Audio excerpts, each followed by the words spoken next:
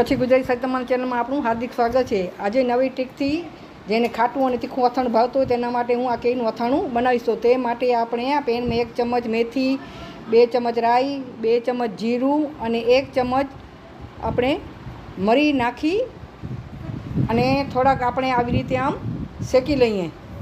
થોડાક જ શેકવાના, ડાય રોસ્ટ કરવાના, બરાબર બારી નથી નાખવાના, નકર સ્વાદ બગડી જશે।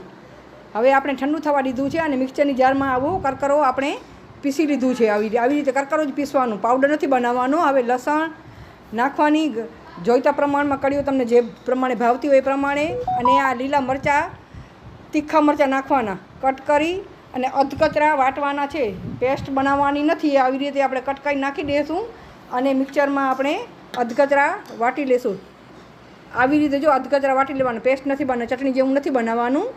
હવે આ કેરી મેં ધોઈ અને કોરી કરીને રાખી છે। આ ઉપર આ મોઢાનું ભાગ છે ને એ આપણે કાઢી નાખીએ, એમાં ચીકણું પ્રવાહ હોય એનાથી અથાણું આપણું બગડી જાય, એ કાઢી નાખવાનું। હવે આવી રીતે ચપ્પુની મદદથી આપણે આમ કટ લગાવશું અને એમાંથી આપણે આવી લાંબી સ્લાઈસ બનાવી લઈશું। પતલી પતલી, તમને જે પ્રમાણે પતલી થતી હોય ને બહુ, જે એ પ્રમાણે પતલી જ બનાવવાની।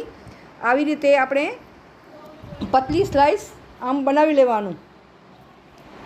હવે આ મશીનથી પણ આવી રીતે, આ પિલરની મદદથી પણ આપણે આવી રીતે પતલી પતલી સ્લાઈસ આપણે બનાવી શકીએ છીએ। આવી રીતે બધી આપણે બનાવી લીધી છે, આવી રીતે સ્લાઈસ। હવે આપણે આ બાઉલમાં એડ કરી લઈએ। આપણે મોટું બાઉલ લેવાનું અને ચોખ્ખાઈથી કરવાનું। આપણા હાથ કોરા હોવા જોઈએ, ભેજવાળા હોવા ન જોઈએ। આમાં સફાઈ બહુ જ જરૂરી છે। જો તમારી સફાઈ નહીં હોય તો તમારું અથાણું 100% બગડી જશે। હવે આ એક પેન લીધું છે, એમાં સરસવ એટલે કે રાઈનું તેલ આપણે જરૂરત પ્રમાણે એડ કરી દઈએ, બરાબર આમાં। હવે આમાં આપણે રાઈનો થોડોક વઘાર કરશું। એમાં નાખશું આપણે હિંગ। હવે આપણે આ જે મરચાં, લસણ, અધકચરા પીસી રાખ્યા તો એ અંદર એડ કરી દઈએ અને ગેસની ફ્લેમ હવે ધીમી કરી નાખીએ।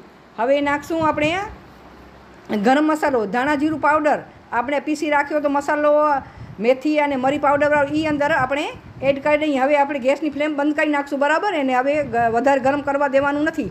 હવે લાલ મરચું પાવડર 1 ચમચી આપણે નાખશું, કશ્મીરી મરચું, આ ચાટ મસાલો એ અંદર નાખી, હળદર નાખવાની, બરાબર। આવી રીતે બરાબર આપણે મિક્સ કરી લઈશું અને એક આદુનો નાનો કટકો લેવાનો, એને છીણીને આમાં એડ કરી નાખવાનું। મીઠું સ્વાદ પ્રમાણે નાખવાનું અને આવી રીતે બરાબર એડ કરી લેવાનું, બરાબર મિક્સ કરી લેવાનું। હવે મિક્સ થઈ ગયું છે। આપણે આ સ્લાઈસ બનાવી હતી તે અંદર આપણે એડ કરી અને બરાબર એને આમ મિક્સ કરી લઈએ, બરાબર એક રસ કરી દેવાનું, બધા ઉપર કોટ આવવું જોઈએ, બરાબર। આવી રીતે મિક્સ થઈ ગયું છે। હવે આપણે તરત જ બીજા બાઉલમાં આપણે કાઢી લેશું અને એને ઠંડુ થવા દેશું। હવે આપણું આ બધું કેરીનું અથાણું બનાવ્યું હતું એ ઠંડુ થઈ ગયું છે। આપણે હવે કાચની બરણીમાં આપણે ભરી દઈએ। કાચની બરણી પણ ચોખ્ખી હોવી જોઈએ, એમાં ભેજનું પ્રમાણ જરાય હોવું ન જોઈએ। આવી રીતે આપણે બરણી ભરી અને રાખી દઈશું। આ આપણે અથાણું ફટાફટ પણ ખાઈ શકીએ છીએ ને તરત ખાવું હોય તો રોટલી પરોઠા જોડે પણ ખાઈ શકીએ છીએ। બહુ મસ્ત લાગે છે। તમને જો તીખું અને ખાટું ન ભાવતું તો તમે થોડું ગોળ અંદર મસાલાની અંદર એડ કરી શકો છો। આપણે આ બધું તૈયાર થઈ ગયું છે ને આપણું અથાણું તૈયાર છે, મસ્ત મજાનું અથાણું। તમને મારી રેસીપી ગમે તો લાઈક કરજો, શેર કરજો અને જોતા રહેજો। હવે ગોળ, કેરી અને ગુંદાનું અથાણું લઈને તરત જ તમારી પાસે હાજર થઈ, એટલે મારું વિડીયો જોવાનું ચૂકતા નહીં। આભાર।